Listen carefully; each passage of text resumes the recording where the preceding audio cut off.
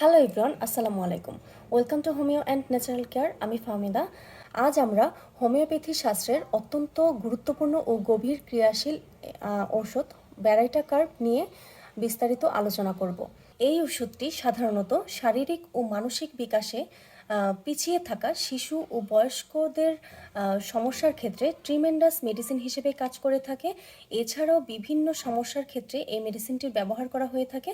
আজকের এই ভিডিওতে আমরা জানব এই ব্যারাইটা কার্ব মেডিসিনটি কোন কোন সিচুয়েশনের ক্ষেত্রে, কোন কোন সিমটমসের ক্ষেত্রে, কোন কোন ডোজেসে ব্যবহার করা হয়ে থাকে তারই বিস্তারিত। চলুন তাহলে আর দেরি না করে মূল ভিডিওতে চলে যাই। ফার্স্টেই আমরা যে বিষয়টি জানব সেটা হচ্ছে মেন্টাল সিমটমস। ব্যারাইটা কার্বের রোগীরা সাধারণত একটু অদ্ভুত টাইপের হয়ে থাকে। এরা অনেক বেশি লাজুক টাইপের হয়। এরা অপরিচিত মানুষদের সাথে মিশতে পারে না, মিশতে পছন্দ করে না এবং অপরিচিত কাউকে দেখলে এরা দরজার পিছনে লুকানোর চেষ্টা করে। তাদের নিজেদের প্রতি একদমই কনফিডেন্স থাকে না। শারীরিক ও মানসিক অনগ্রসরতা। ব্যারাইটা কার্বের মেইন থিম হচ্ছে পিছিয়ে থাকা বা দেরি হওয়া। এটা মূলত এমন সকল রোগীদের জন্য যে সমস্ত রোগীরা সাধারণত তাদের বয়স অনুযায়ী শারীরিক ও মানসিক বিকাশের দিক থেকে অনেকটা পিছিয়ে আছে, তাদের জন্য এই মেডিসিনটা ট্রিমেন্ডাস মেডিসিন হিসেবে কাজ করে থাকে।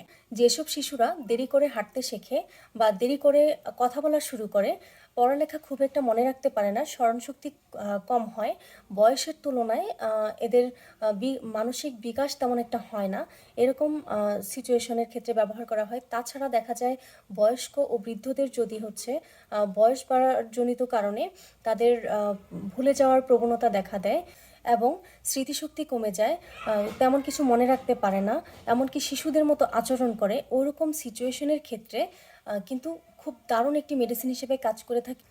টনসিলের সমস্যা। ব্যারাইটা কার্বের রোগীদের খুব সহজেই ঠান্ডা লেগে টনসিল ফুলে যায় এবং টনসিলে অনেক সময় পেকে যাওয়ার বা পুঁজ হওয়ারও পসিবিলিটি বেড়ে যায়। এরকম ধরনের সিচুয়েশনে কিন্তু ব্যারাইটা কার্ব একটা দারুণ মেডিসিন হিসেবে কাজ করে থাকে। শারীরিক গঠন। ব্যারাইটা কার্বের রোগীদের গঠন সাধারণত বামন আকৃতির বা খাটো প্রকৃতির হয়ে থাকে। এদের পেট ফোলা থাকে, কিন্তু সেই অনুযায়ী এদের হাত পা চিকন হয়, চেহারা অনেকটা চিকন থাকে। এছাড়া দেখা যায় এদের গ্ল্যান্ড ফুলে যায়।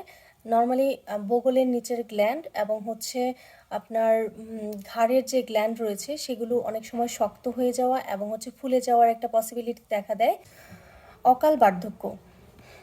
খুব অল্প বয়সে যাদের চুল পেকে যায়, বয়স কম হওয়া সত্ত্বেও বয়স্ক দেখা দেয় এবং যাদের হাই ব্লাড প্রেশার থাকে বয়স্কদের, এরকম ধরনের সিচুয়েশনের ক্ষেত্রেও কিন্তু এই ব্লাড প্রেশার কন্ট্রোলের জন্য আপনার ব্যারাইটা কার্ব মেডিসিনটি দারুণ ইফেক্টিভলি কাজ করে থাকে।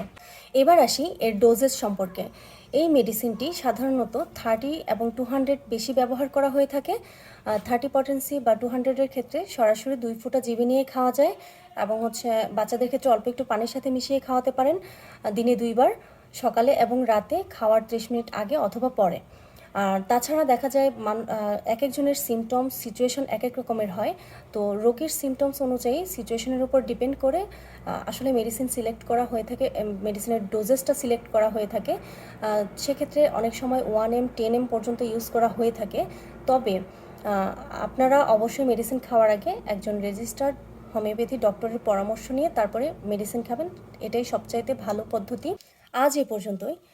ব্যারাইটা কার্ব নিয়ে আপনাদের যদি কোনো প্রশ্ন থাকে তাহলে কমেন্টে জানাতে পারেন।